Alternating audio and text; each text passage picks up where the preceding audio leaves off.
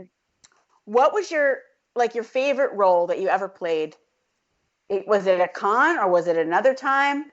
I mean, an acting role. Yeah, so my senior year, I was cast in a play called Uncommon Woman, and I played a character named Kate. Oh, I saw that show. That was awesome. You did? Yes. I saw that show. Perfect. I love that. Yes. Okay, sorry. Keep talking. No, I love how enthusiastic you are. That's how enthusiastic I am about Kate and about Uncommon Women.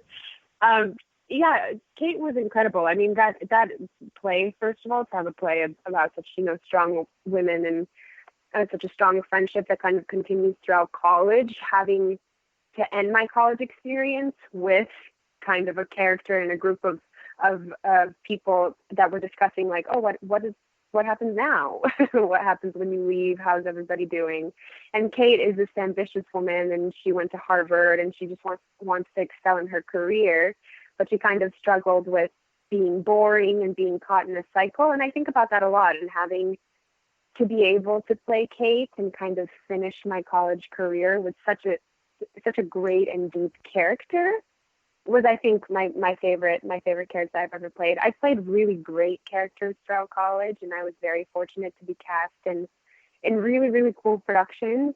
And I think my physical appearance sometimes affected how I was cast, because I am tall, and I think that playing kind of demanding, loud characters was I won't say reserved for me, but definitely given to me, and I'm very, very grateful for that. So Kate has to be the best character I've played so far. And if I can keep playing women like that on stage, on screen, doesn't matter where, I'll be very happy for the rest of my life if I can bring, ambitious and really hardworking and driven women who do have such depth and are three-dimensional characters to life.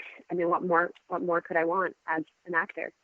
I know, that's why you have to go roll with Reese. But the thing is, I do. I think that I really believe this, and Mark and I argue about this a lot, but I really believe that the physical thing, it makes a difference. Like, they look at you, they know what they have in their mind, and you could be talented, and I know you're talented because I saw the show, and obviously Mark raves about you too, but the thing is, sometimes it's just like a look they have that they want, and that's how they make the call, and that works in your favor.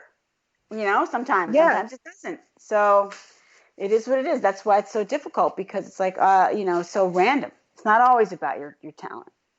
So anyway, well, that's really cool. And the other thing I like about that is the fact that Uncommon Women, that is so much a lot aligned with what Supergirls does, and tries to help people figure out what they want to do, and know that there's a support system for when they graduate. Because when you're in college, you have this unbelievable bond with people that you're in school with. You never meet people like that again, and so then in life you just have to try to replicate it, because it's so magical, especially women with women. And that's what this, the show kind of reminded me of that. So I love that. Yeah. Okay. So did you feel, when you graduated, did you feel that con really prepared you for the real world? Somewhat. I don't think you can ever be prepared for the real world. We all have such different circumstances and contexts of our lives. I felt, after 4 years, I felt ready to leave. And I think that really made me ready to start my adult life. It definitely prepared me education-wise. I feel very equipped to handle the world. But I think it sometimes lacks what I think a lot of colleges lack, which is really just being realistic about opportunities and about how the real life will treat you. And also putting in perspective, like Connecticut College, a lot of people who attend the Connecticut College are wealthy and are privileged. And I think sometimes the experiences that we're prepared for in our lives are catered to that class, and that's completely fine. but again, just we all have such different contexts of our lives. That it made me ready to face the real world. I don't know about prepared. That would be the distinction I would make. Yeah, I like how you put that though. It's true. Who is really ready? You know, I mean, you're never, because you really don't know. It's a lot of unknowns. So you really don't know what's going to happen. So yeah, I the fact that you're ready to leave after 4 years. I was. Oh my goodness. Small school, you know, it was definitely time. I was ready to get going. And well, not even that. You're like, I'm done with the East Coast. I'm out. I need to try the West Coast. I had enough. 4 years, I'm out of here. Yeah. Yeah. Oh, so funny. Okay. So you have a lot of gifts given your, you know, your acting talent and your performance ability.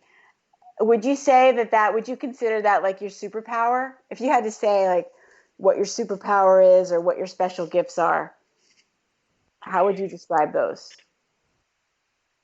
Goodness, it might sound funny, but I think my kindness and my openness to other people. I don't know how that sounds when I vocalize that. That sounds beautiful. I think that's beautiful. I think that's important. If everybody had that, the world would be a different place.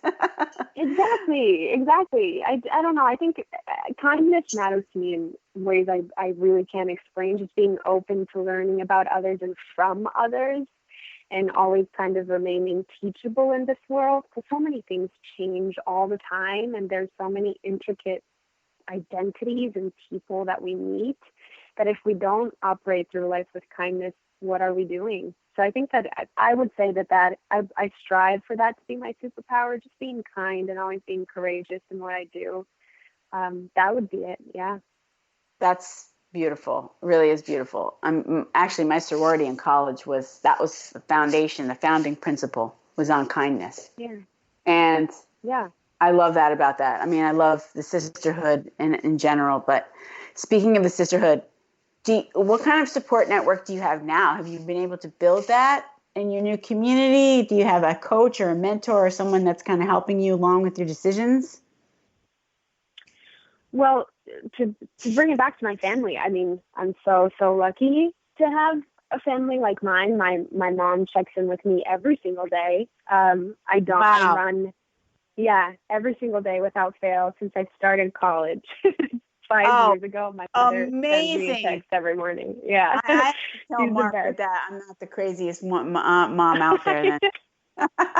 I always had to tell my friends, you know, my friends would talk to their moms here and there, and I would be like, oh, you have no idea. Like, my mother and I talk every day. But they are my parents and my sisters. They're really there through every step of the way, and I run every decision by them. So my family is very much my biggest support network. And also I have 5 incredible best friends, 5 incredible women that I met during college that I wouldn't trade for the world. I mean, we're all navigating this new journey of adulthood, we're all kind of on separate parts of America, and we're all going through it together in different ways, but very much together.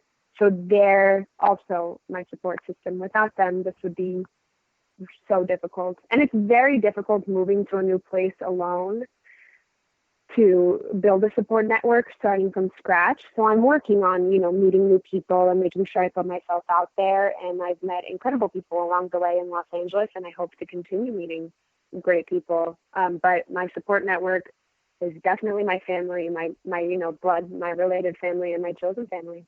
Yeah, I mean, you have to keep working at it like you're doing. You just keep working at it and making it a focus, and it'll happen. So that I'm glad to hear that you have such a great support, that you need that, especially in the roles and stuff that you're trying to do.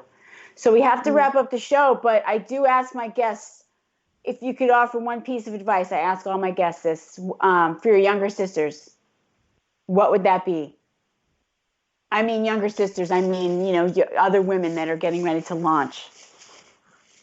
Right. my advice would be to take the leap if you're on the edge of the cliff.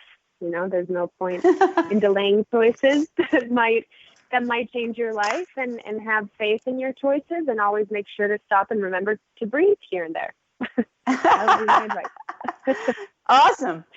So I love that. I love that because that's how I live my life. So I'm feeling a bond with you. Okay. And if more people want to talk to you more about what you're doing, or they want to learn more about Chiara, or see you in a show, what's the best way for them to get in touch with you? Best way, I mean, social media. I'm on Instagram, and my Instagram handle is my entire name, at Chiara Nicole Gero. My name is spelled with a CHI to make it interesting. So just search me up on Instagram. Let's talk. I always love meeting new people. Awesome. We will do that. Well, thanks again for being with us, Chiara. Thanks for taking the time and sharing your story. Super, super inspiring. I wish you all the best in LA. Break all your legs. Do great things. Thank you. I expect to see you on the big screen with Reese soon. And I hope so. You will make it. Okay. Listeners, thanks for being with us on the show today with Miss Chiara Nicole Gero, the fabulous superstar actress on the rise. Get out there, slay those dragons. Until next week, when we speak with Isabella Massey, who is a senior at Stockton University, and I can't wait to hear all about her life and what she's doing. Until then, slay those dragons.